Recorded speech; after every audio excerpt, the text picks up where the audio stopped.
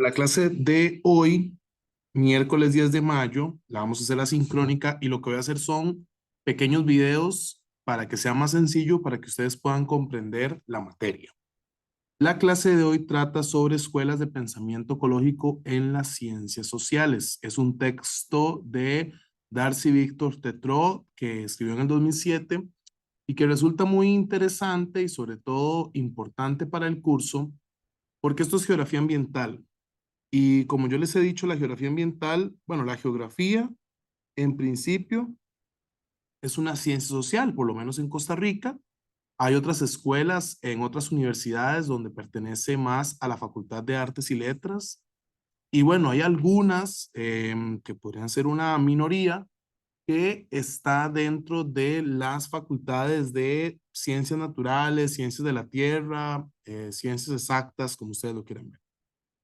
Lo cierto es que para el caso costarricense, al estar dentro de las ciencias sociales, ha sido interesante porque la geografía ha sido de alguna manera vanguardia en temas ambientales. Pero ¿qué pasa con las otras ciencias sociales? ¿Qué pasa con la sociología? ¿Qué pasa con la psicología? ¿Qué pasa con la antropología, con la comunicación?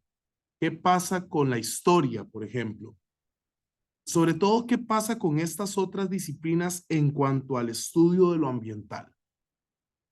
Resulta ser que ustedes, por ejemplo, cuando estudian la pobreza, por ejemplo, ustedes pueden posicionarse teóricamente desde varios lugares. Vamos a pensar en los dos lugares más dicotómicos, que sería, número uno, decir que el pobre es pobre porque quiere y porque es un vago y no trabaja. Por ejemplo, esa es una posición. Y puede haber todo un marco teórico que justifique y defienda esta posición. Y la otra que sería pensar en que la pobreza tiene causas estructurales por la desigualdad de las personas dueñas de los medios de producción que van a ser ricas de por sí, porque son las dueñas de los medios de producción, y que la gente pobre en realidad solamente es dueña de su fuerza de trabajo y que por tanto pues se le va a hacer muy difícil en algún momento generar riqueza ya de por sí, ¿no? Es decir, vamos a tener entonces marcos teóricos distintos para poder entender un mismo tema, que es la pobreza. Pasa exactamente lo mismo con el ambiente. Los temas ambientales tienen distintos marcos teóricos, distintas formas de acercarse a esa temática. Y sobre todo en lo ambiental, yo creo que lo importante es entender la crisis ambiental o los problemas ambientales. Entonces, cuando hablamos de distintos marcos teóricos, distintas escuelas de pensamiento ecológico, entendamos diferentes enfoques para poder entender un mismo tema, que sería lo ambiental. Y específicamente los problemas ambientales, las crisis ambientales o inclusive las alternativas ambientales, es decir, la relación ser humano-naturaleza. Vamos a ver las principales escuelas de pensamiento ambiental, ¿ok? Que se proponen para el caso de las ciencias sociales, pero esto no quiere decir que las ciencias naturales no tengan una escuela de pensamiento predominante.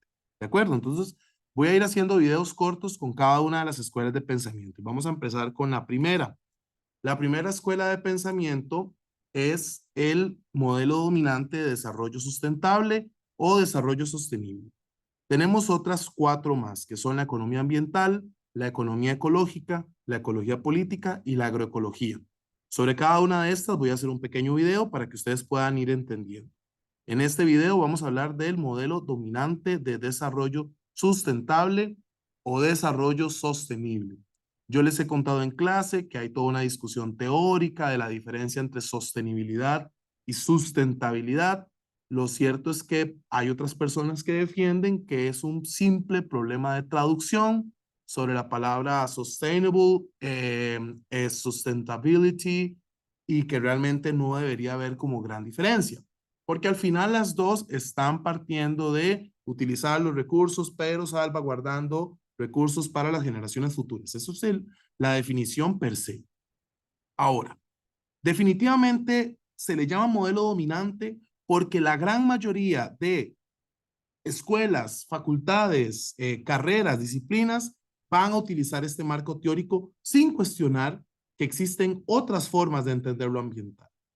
Así que muchas carreras, yo podría pensar que inclusive la gestión integral del recurso hídrico, pero podríamos pensar en el turismo ecológico, podríamos pensar inclusive en la gestión de los recursos naturales, en la biología, podríamos pensar en la ecología tropical e incluso en la misma geografía, parten de este marco teórico.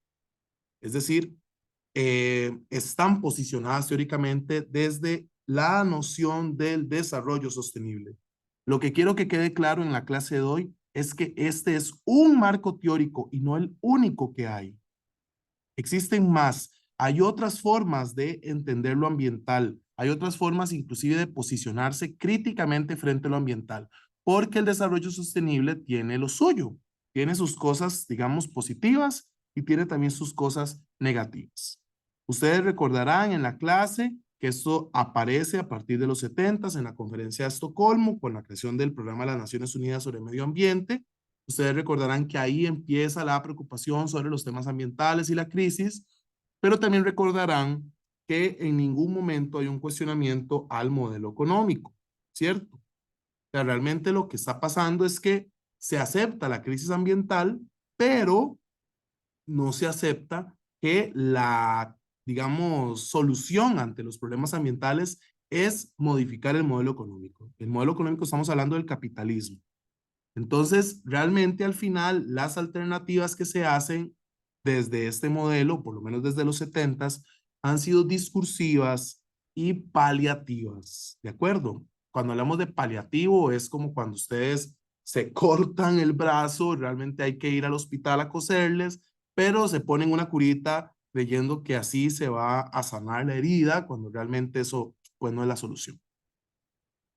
También ustedes recordarán que a partir de los 80, finales de los 80, estamos hablando específicamente de 1987, se da la Cumbre de la Tierra, la agenda, bueno, esto más bien, ese es en 1992.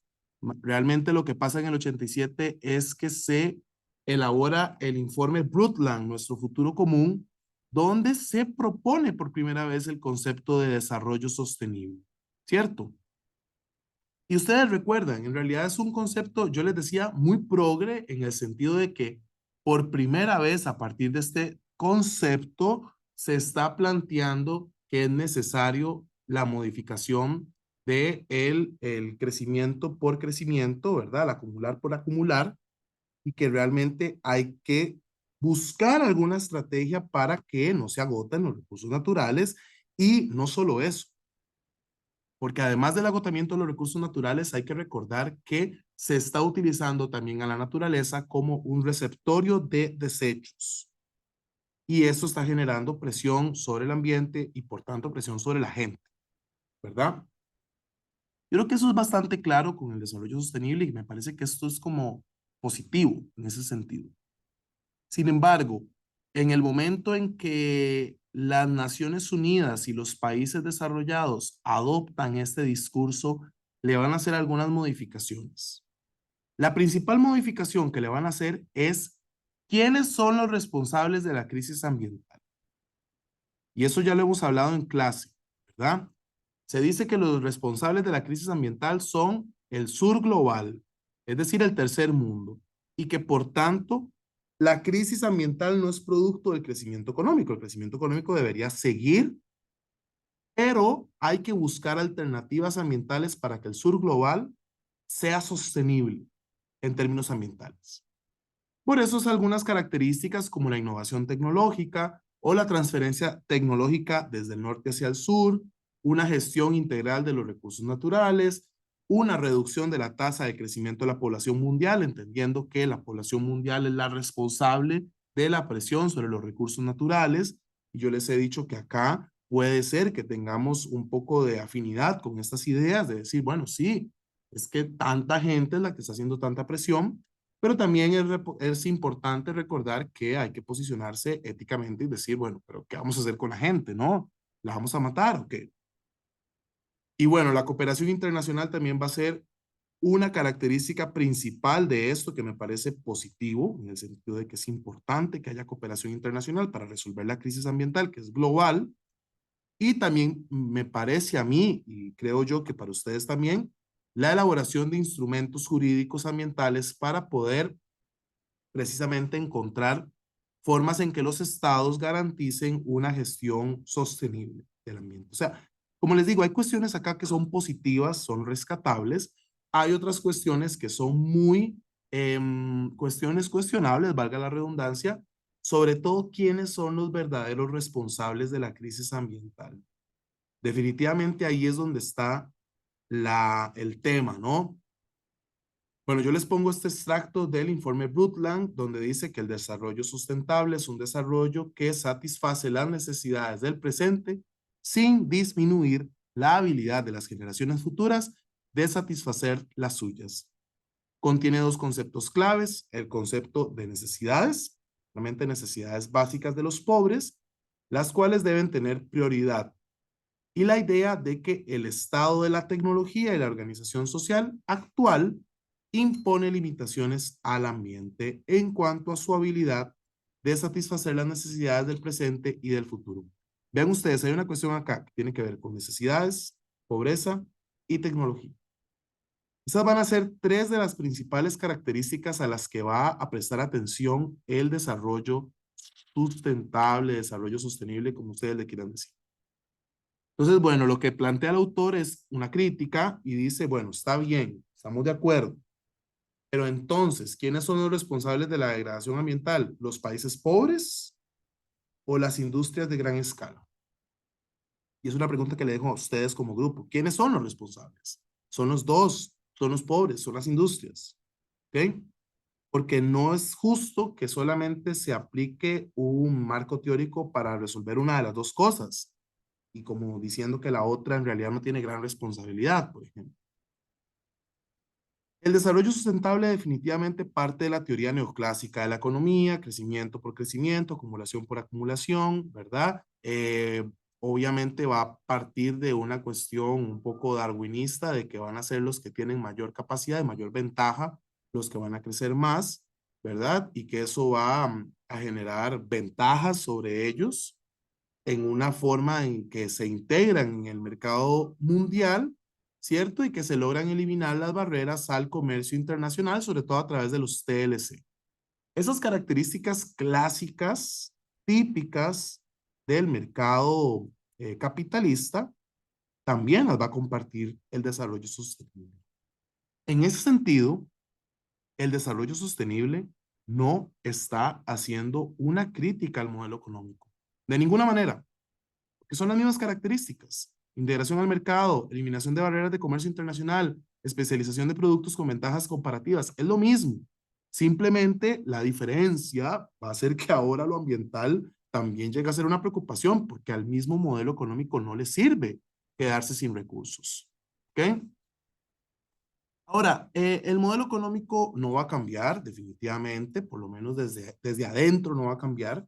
Así que lo que proponen son algunas reformas, ¿sí? Algunas reformas que, bueno, recuerden ustedes que el capitalismo a partir de los 80 se llama neoliberalismo, porque alcanza una escala global y, bueno, porque además empieza a tener injerencia también en las políticas estatales. Entonces, bueno, algunas características es la disminución de la protección al sector agrícola nacional.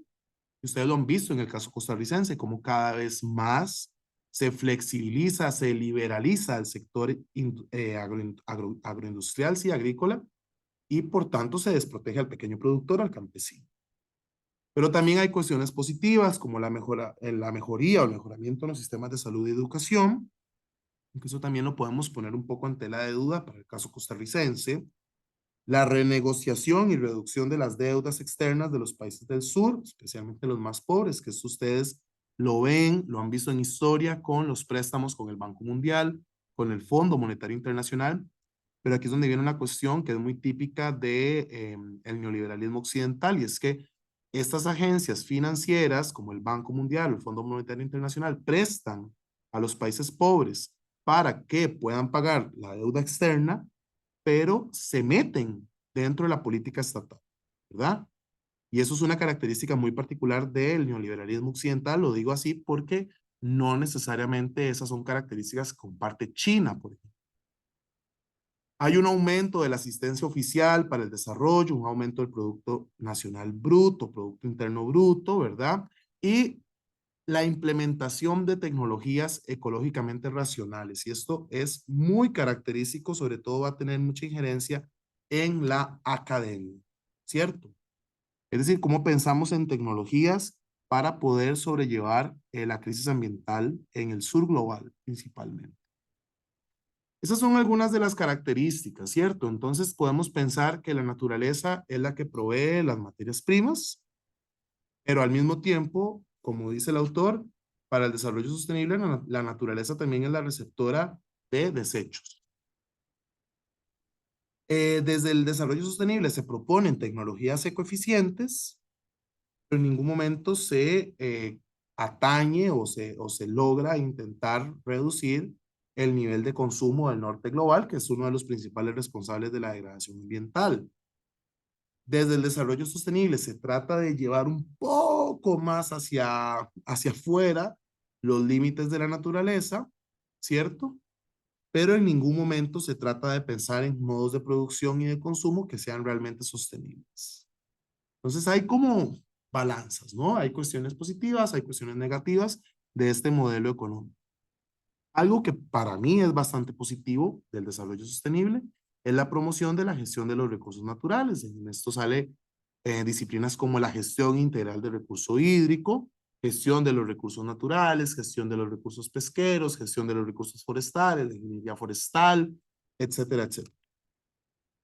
Mucho de esta gestión tiene que ver con profesionales encargados de hacer un buen uso, una buena gestión, valga la redundancia, un buen manejo, y al mismo tiempo un Estado que se preocupa por establecer políticas ambientales rigurosas e instituciones ambientales que sirvan como un filtro para poder definitivamente tener una buena gestión, ¿verdad? Y en el caso costarricense, ustedes pueden pensar en el MINAE, pueden pensar también en la CETENA, pueden pensar también en el Tribunal Ambiental Administrativo, pueden pensar inclusive en otro tipo de instituciones más específicas como FONAFIFO, o podríamos pensar también en Incopesca, pero también recuerden ustedes que estas instituciones pueden estar permeadas por otras lógicas y que su, digamos, interés inicial se puede ver modificado, ¿verdad?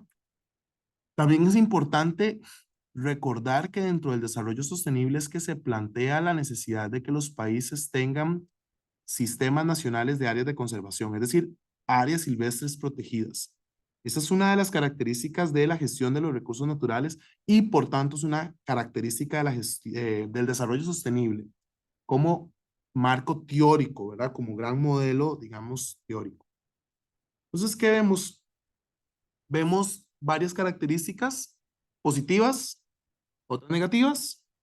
Definitivamente la principal negativa es la incapacidad de el desarrollo sostenible en plantear una crítica al modelo económico a pesar de que tenemos suficientes pruebas como para demostrar que ha sido el modelo económico el responsable de la crisis ambiental.